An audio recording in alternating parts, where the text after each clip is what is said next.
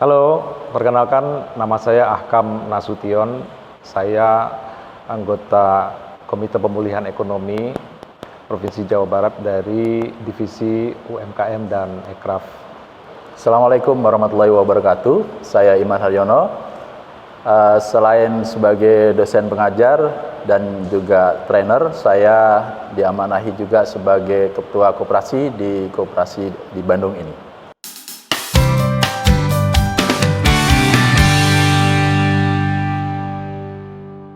Pada tanggal 10 Desember yang lalu telah resmi berdiri Koperasi Silih Tulungan.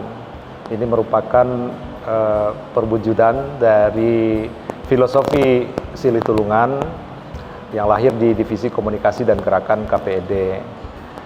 Ini digali dari kredo masyarakat Jawa Barat, silih asih, silih asah, silih asuh, silih tulungan. Jadi ini sekarang ada Silih Tulungan Koop atau disingkat jadi Silih Koop. Anggotanya selain dari kita para anggota KPED, juga kita libatkan teman-teman seperti Kang Iman, ada Kang Willy, Kaprodi Fakultas Seni Rupa ITB, lalu ada Kang Andang Iskandar, Ketua Leskofi ya, Lembaga Sertifikasi Kompetensi Fotografi Indonesia. Ada Teh Heira Hardianti. Teh Heira ini pakar koperasi dan juga merupakan penggerak koperasi Indonesia. Lalu ada Kang Melvin, ini aktivis pendidikan. Ya, itu anggota-anggota pendirinya. Unit bisnis yang akan kita bangun di Koperasi Silih Tulungan ada beberapa, tapi kita akan mulai dari NFT agency.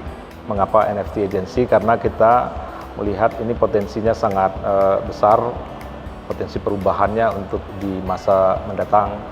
Dan kita lihat gubernur kita juga sudah mulai melirik potensi NFT itu. Kita nanti akan mengajak para seniman Jawa Barat untuk bekerja sama dalam koperasi ini. Lalu kita bantu menjualkan karya-karya NFT mereka di NFT marketplace. Kemudian berikutnya kita juga ingin membuat merchandise. Lalu ada e-commerce juga nanti yang akan membantu UMKM berbelanja bahan baku yang lebih murah karena ordernya kita satukan. Ini sebenarnya disebut group buying ya, model bisnis perusahaan teknologi yang demikian. Iya, jadi yang disampaikan oleh sahabat saya barusan bahwa koperasi digital ini tentu berawal dari koperasi yang sebelumnya ya, namun sesuai dengan arahan dari wali kota almarhum Mang Odet, kita doakan mudah-mudahan beliau mendapat tempat yang mulia di surga. Ini beliau menyampaikan bagaimana koperasi di Indonesia, di Kota Bandung khususnya, Jawa Barat dan Indonesia pada umumnya bisa maju berkembang pesat. Ini tentu tidak bisa lepas dengan digitalisasi, karena itu sudah merupakan suatu keniscayaan. Jadi yang disampaikan oleh Kang Arman tadi memang koperasi Silih Tulungan yang akan nanti maju. Saya optimis ini bisa maju pesat karena di sini ada unsur tolong-menolong. Silih Tulungan sendiri adalah ya konsepnya tidak beda jauh dengan koperasi, makanya ini sangat matching. Dan ada lagi yang lebih menarik adalah bahwa koperasi Silih Tulungan ini anggotanya atau pengurusnya adalah tidak hanya dari satu sisi, satu latar belakang pendidikan. Di sini ada akademisi, ada praktisi, dan juga para seniman itu banyak, sehingga saya melihat ini akan bisa tumbuh maju dengan catatan bahwa koperasi ini bisa dikelola dengan profesional, artinya dengan secara transparan, akuntabilitas, serta tidak kalah penting seluruh pengurusnya mudah-mudahan bisa selalu amanah. Alasan kita untuk masuk ke sektor digital adalah pertama tentu karena itu adalah fakta perkembangan zaman ya, bahwa kita telah masuk ke era digitalisasi. Lalu kedua karena adanya harapan kita untuk merevitalisasi koperasi. Di pembicaraan yang sebelumnya kita pernah sampaikan bahwa berdasarkan studi dari teman-teman pakar koperasi, di situ dinyatakan salah satu alasan tidak berkembangnya koperasi di Indonesia adalah anggapan bahwa koperasi ini entitas usaha yang kuno, yang jadul, yang tidak modern ya. Nah, jadi anggapan itu ingin kita ubah. Dan alasan pertama tadi karena tuntutan zaman. Lagi pula kalau kita lihat sebetulnya efek digitalisasi ini terhadap ketimpangan ekonomi cukup parah. Itu jelas datanya ya, setelah terjadi disrupsi besar-besaran, bisnis-bisnis raksasa tumbuh dan menguasai perekonomian dunia. Bisa dibilang internet itu sekarang dikuasai oleh 5 atau 6 perusahaan-perusahaan raksasa. Nah, sementara kita ini berada di ambang sebuah revolusi besar, yaitu Web 3.0, generasi ketiga dari internet. Disimpulkan bahwa generasi ketiga dari internet ini sangat berbeda dengan web sebelumnya, yaitu bila pada internet versi terdahulu, versi yang sekarang gitu ya, data kita dikuasai oleh perusahaan-perusahaan raksasa. Dari situlah mereka memanen ads kalau Facebook, ya Google juga demikian gitu ya. Jadi kita tidak memiliki apa-apa di internet. Satu-satunya yang bisa kita miliki di internet itu hanya domain. Ya, nanti di masa depan di Web 3.0 itu kita seluruh file yang kita punya adalah milik kita, seluruh data itu juga kita punya yang berasal dari kita. Maka itu monetisasi dari data itu juga milik kita, dan platform-platformnya itu nanti disebut DAO ya, nggak ada lagi organisasi perusahaan-perusahaan itu, nanti itu adalah decentralized autonomous organization ya, dan itu sudah mulai ya sekarang. Seperti Ethereum itu kan nggak ada, perusahaan Ethereum itu nggak ada gitu. Jadi si platform itu dibikin dan dikelola, dijalankan dengan konsensus para anggotanya secara demokratis. Jadi dimiliki oleh seluruh user. Begitulah gambaran kira-kira ya ke depan. Dan menurut para pakar yang bergelut di bidang itu, mereka percaya ini sangat baik untuk individu-individu dan juga untuk komunitas-komunitas. Salah satunya ya buat koperasi. Jadi kita ingin menjemput perubahan itu, memulainya dengan koperasi silih tulungan. Itu sebabnya kita masuk ke NFT, karena NFT itu batu bata dari internet masa depan. Begitu mungkin. Dasarnya kalau untuk koperasi tentu kita juga sesuai dengan Undang-Undang Dasar 45 pasal 33 itu bahwa perekonomian disusun sebagai usaha bersama atas dasar asas kekeluargaan. Nah, koperasi silih tulungan ini tentu akan mengacu ke sana. Saya melihat seperti itu. Dan seperti yang sudah kita ketahui, tadi sudah saya sampaikan, karena kumpulan dari beberapa orang-orang yang ahli di bidangnya, tinggal karena koperasi itu dari anggota, oleh anggota, untuk anggota, artinya pemilik usaha itu adalah para anggota. Ini menarik, di Indonesia yang disebut sebagai sokok guru ekonomi, yang sementara ini seperti yang tadi disampaikan oleh Kang Ahmad tadi, kurang begitu maju, maka inilah saatnya koperasi di Indonesia menggunakan sistem digitalisasi. Dengan sistem digitalisasi ini sudah jadi suatu keniscayaan. Memang di era revolusi industri 4.0 ini, koperasi pun harus ikut serta tumbuh maju bersama teknologi-teknologi yang ada. Koperasi yang sebut saja dulu ada koperasi unit desa, bagaimana caranya bisa bertransformasi mengikuti perkembangan zaman dengan teknologi yang baru ini, tentu pelatihan-pelatihan perlu ditingkatkan. Seperti halnya disitulah fungsi diantaranya di koperasi. Dan kemudian karena koperasi kita tahu bahwa tidak terlepas dari unsur kerjasama, saling membantu. Nah, inilah yang sangat optimis jika silih tulungan atau gerakan silih tulungan ini menjadi koperasi. Ini sudah jelas sama visinya, dan tinggal seperti yang tadi sudah disampaikan adalah bagaimana sinergitas antar semua pihak terkait, sehingga yang koperasi, bahkan koperasi-koperasi lain yang tadinya belum menggunakan digitalisasi, ini bisa menggunakan digitalisasi. Dan ini sangat menarik karena bahkan belakangan ini banyak koperasi-koperasi, tidak hanya koperasi primer, kita ada koperasi sekunder yang di situ diantaranya anggotanya adalah koperasi-koperasi primer, di mana koperasi sekunder ini diantaranya misalnya ada pelatihan-pelatihan. Dengan pelatihan-pelatihan yang menyesuaikan dengan situasi kondisi saat ini akan bisa menumbuh majukan kemajuan koperasi secara keseluruhan.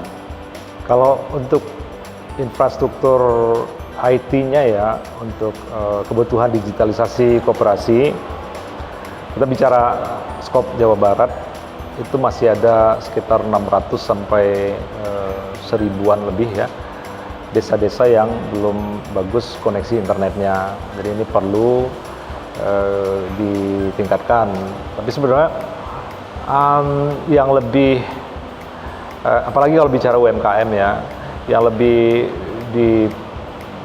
perlu ditingkatkan itu adalah digital skills-nya, kemampuan mereka untuk berbisnis di era digital, memanfaatkan platform digital untuk bisnisnya.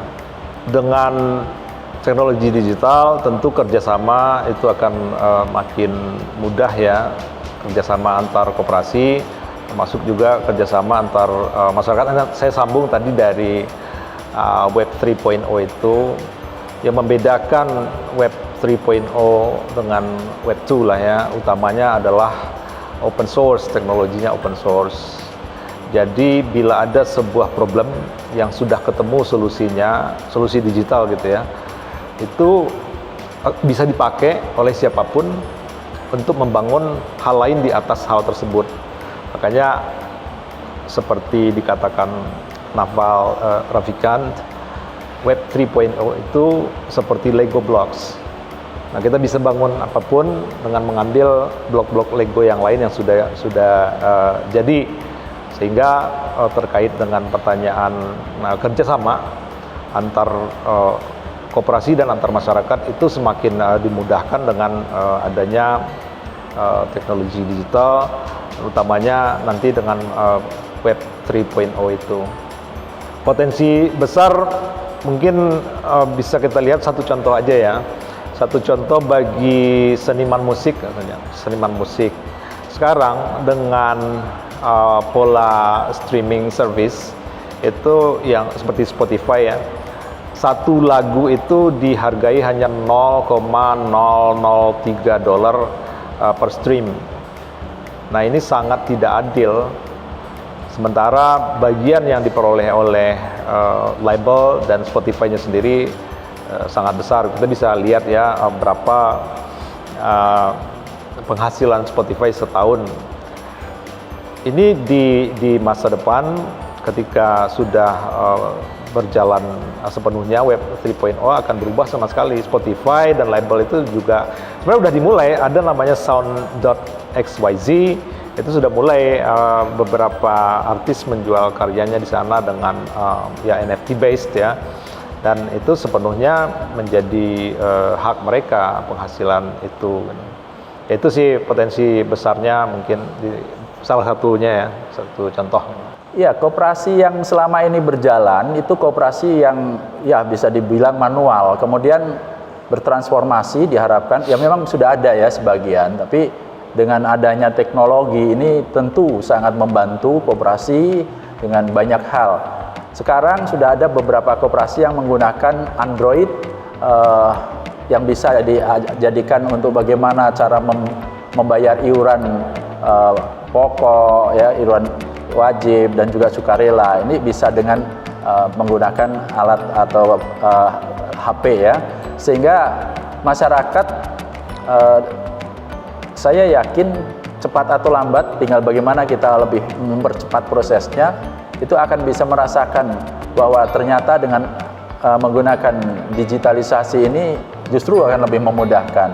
Dan tidak kalah penting lagi, karena koperasi itu pada akhir tahun nanti membuat laporan keuangan, dan di awal tahun itu membuat atau mengadakan RAT, rapat anggota tahunan, yang disinilah biasanya ada hal-hal yang kalau selama ini yang sebelum era digitalisasi masih menggunakan harus tatap muka langsung gitu.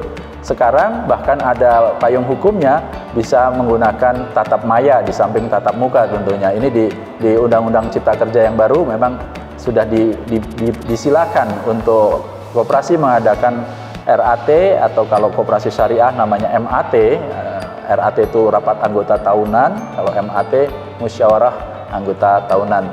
Ini tentu akan jauh lebih memudahkan bagi anggota dan juga pengurus dalam mengelola koperasi.